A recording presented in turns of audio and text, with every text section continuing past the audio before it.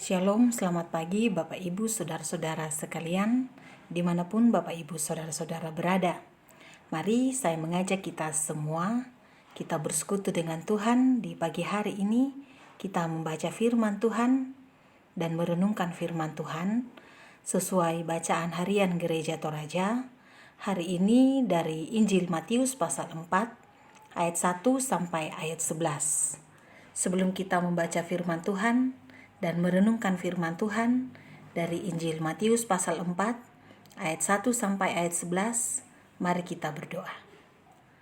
Di pagi hari ini ya Tuhan, kami datang menghadap hadirat-Mu yang kudus, seraya mengucap syukur kepadamu atas kasih, atas pemeliharaan-Mu yang senantiasa kami alami dalam seluruh kehidupan kami. Terlebih Tuhan, di pagi hari ini kami boleh menikmati tidur dan istirahat kami semalam dan boleh bangun dengan berkat yang baru yang Tuhan nyatakan bagi kami sekalian. Sekarang ya Tuhan, kami akan membaca firman-Mu. Kami akan merenungkan firman-Mu. Kiranya Roh Kudus menuntun kami sehingga kami boleh membaca firman-Mu dengan benar, memahaminya, dan melakukan seturut dengan kehendak Tuhan. Ampunilah segala dosa kami ya Tuhan. Kami sambut firman-Mu hanya di dalam nama Yesus Kristus, Tuhan dan Juru Selamat kehidupan kami. Amin. Firman Tuhan dari Injil Matius pasal 4 ayat 1 sampai ayat 11 berbunyi demikian. Pencobaan di padang gurun. Maka Yesus dibawa oleh Roh ke padang gurun untuk dicobai iblis. Dan setelah berpuasa 40 hari dan 40 malam, akhirnya laparlah Yesus. Lalu datanglah si pencoba itu dan berkata kepadanya, "Jika engkau anak Allah, perintahkanlah supaya batu-batu ini menjadi roti." Tetapi Yesus menjawab, "Ada tertulis, manusia hidup bukan dari roti saja, tetapi dari setiap firman yang keluar dari mulut Allah." Kemudian iblis membawanya ke kota suci dan menempatkan dia di bubungan bait Allah. Lalu berkata kepadanya, "Jika engkau anak Allah, jatuhkanlah dirimu ke bawah, sebab ada tertulis mengenai engkau, Ia akan memerintahkan malaikat-malaikatnya, dan mereka akan menatang engkau di atas tangannya, supaya kakimu jangan terantuk kepada batu." Yesus berkata kepadanya, "Ada pula tertulis, janganlah engkau mencobai Tuhan Allahmu." Dan iblis membawanya pula ke atas gunung yang sangat tinggi dan memperlihatkan kepadanya semua kerajaan dunia dengan kemegahannya. Dan berkata kepadanya, "Semua itu akan kuberikan kepadamu, jika engkau sujud menyembah aku." Maka berkatalah Yesus kepadanya, "Enyahlah iblis, sebab ada tertulis, engkau harus menyembah Tuhan Allahmu, dan hanya kepada Dia sajalah engkau berbakti." Lalu iblis meninggalkan dia, dan lihatlah, malaikat-malaikat datang melayani Yesus. Amin firman Tuhan. Bacaan kita ini diberikan tema kiat menghadapi pencobaan. Saya dan kita semua tentu sepakat jika saya mengatakan saya dan kita semua dalam kehidupan ini, dalam seluruh waktu dan kesempatan yang Tuhan anugerahkan kepada kita, kita menjalani atau menghadapi satu proses hidup yang disebut dengan pencobaan. Senang atau tidak senang, siap atau tidak siap, maka kita akan menghadapi pencobaan. Pencobaan tentu untuk meneguhkan iman seseorang, iman orang-orang yang percaya kepada Tuhan. Mari belajar dari firman Tuhan sebagai bacaan harian Gereja Toraja pada saat ini dari Injil Matius pasal 4 ayat 1-11 yang bercerita tentang Yesus dicobai di padang gurun oleh iblis. Yesus dicobai oleh iblis di padang gurun. Dalam cerita ini diungkapkan setelah Yesus berpuasa 40 hari dan 40 malam. Ayat 2 bacaan ini sebagai hal yang terjadi setelah Yesus berpuasa, dikatakan akhirnya laparlah Yesus. Maka dalam kondisi seperti ini, iblis menggunakan keadaan yang dialami Yesus dalam kondisi lapar untuk mencobai Yesus. Maka pencobaan yang pertama di sini berbicara tentang bagaimana agar iblis bisa mencobai Yesus dalam keadaan yang sedang lapar itu. Maka iblis mengungkapkan kepada Yesus di ayat 3, "Jika engkau anak Allah, perintahkanlah supaya batu-batu ini menjadi roti." Ini sangat membuat secara pribadi seandainya kita adalah manusia biasa yang ditanya seperti ini, kita sedang tertantang. Karena dalam keadaan lapar ada tantangan seperti ini. Mengubah batu menjadi roti. Dan menariknya, ketika iblis meminta Yesus, di situ dikatakan perintahkanlah. Tidak diungkapkan ubahlah, tetapi perintahkanlah.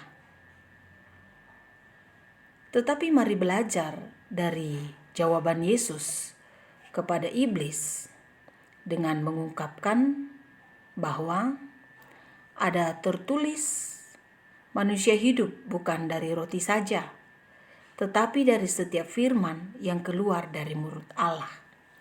Tentu bukan tanpa alasan. Pencobaan yang pertama berbicara tentang roti, berbicara tentang makanan. Sebenarnya gampang saja. Yesus mengubah batu itu menjadi roti. Dalam kisah pelayanan Yesus, Yesus kan memberi makan pada 5.000 orang. Tetapi yang paling penting dalam hal ini bahwa Yesus tidak melakukan semua itu karena Yesus tahu itu adalah perintah dari iblis. Itu adalah kemauan iblis. Dan karena itu Yesus mengutip Ulangan pasal 8 ayat 3 untuk menangkis, untuk menyerang iblis kembali. Lalu kemudian masuk lagi di pencobaan kedua. Artinya iblis gagal mencoba Yesus. Makanya masuk ke pencobaan yang kedua. Di sini iblis seolah-olah mau menyuruh Yesus, mau memaksa Yesus di ayat 5 dan ayat 6 supaya Yesus menggunakan kekuatannya sebagai anak Allah. Kita bisa bandingkan dengan Injil Matius pasal 3 ayat 17. Bagaimana proklamasi dari Allah tentang keberadaan Yesus. Dan di sini iblis juga mau menyerang Yesus kembali dengan firman Tuhan. Di pencobaan pertama gagal. Yesus menangkal dengan menjawab dari pencobaan itu dengan firman Tuhan. Tentu iblis tidaklah habis akal, dan iblis mengutip Mazmur pasal 91 ayat 11 dan ayat 12. Di ayat 6 bacaan ini, iblis mengatakan tentang bagaimana Yesus dalam hubungan dengan Allah. Di situ dikatakan di ayat 6, "Jika engkau anak Allah, jatuhkanlah dirimu ke bawah, sebab ada tertulis mengenai engkau. Ia akan memerintahkan malaikat-malaikatnya, dan mereka akan menatang engkau di atas tangannya, supaya kakimu jangan terantuk kepada batu." Ya, Bapak Ibu Saudara-saudara, ini tentu hal yang luar biasa, sebab iblis saja tahu dan menguasai firman Tuhan. Jika iblis dalam ayat 6 ini mengutip firman Tuhan, iblis tahu tentang firman Tuhan, maka saya dan kita semua mestinya lebih daripada iblis. Harus lebih tahu tentang firman Tuhan, harus lebih banyak menggumuli firman Tuhan. Tetapi apakah Yesus kemudian habis akal akan semua itu? Yesus kemudian mengutip Ulangan pasal 6 ayat 16 untuk menangkal segala pencobaan yang kedua ini. Lagi-lagi tentang firman Tuhan sebagai jawaban atas pencobaan tersebut. Tentu iblis gagal lagi, maka datanglah pencobaan yang ketiga. Pencobaan yang ketiga lebih kepada bagaimana iblis mau membawa Yesus pada satu situasi supaya Yesus menyembah iblis. Iblis membawa Yesus di ayat 8 dan 9 ke atas gunung yang tinggi dan memperlihatkan kerajaan dunia, dan meminta Yesus untuk menyembahnya.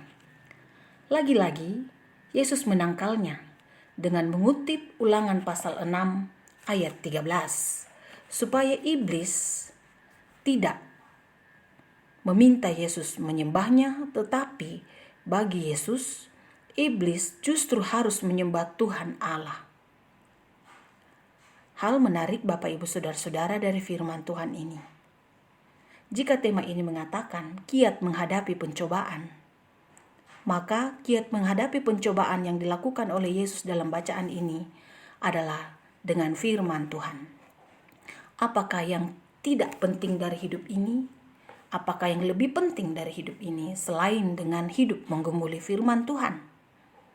Saya dan kita semua harus menguasai firman Tuhan, harus menggumuli firman Tuhan, hidup dengan firman Tuhan, dan tidak mesti menyia-nyiakan hidup tanpa dengan firman Tuhan.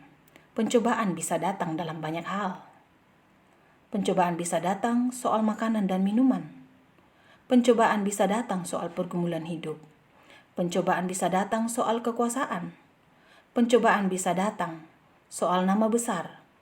Pencobaan bisa datang menggunakan kekurangan kita, menggunakan kemiskinan kita, menggunakan ketidakmampuan kita, menggunakan kelemahan kita, menggunakan ketidaksanggupan kita dalam banyak hal, menggunakan segala hal di mana kita lemah dan tak berdaya.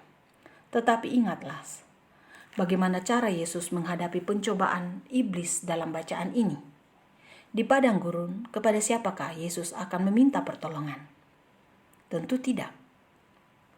Tetapi hanya dengan firman Tuhan, Yesus menangkal semua itu. Hiduplah dengan firman Tuhan Bapak Ibu Saudara-saudara. Jangan pernah membiarkan waktumu, harimu, kesempatanmu berlalu tanpa firman Tuhan. Terpujilah Tuhan. Amin. Mari kita berdoa.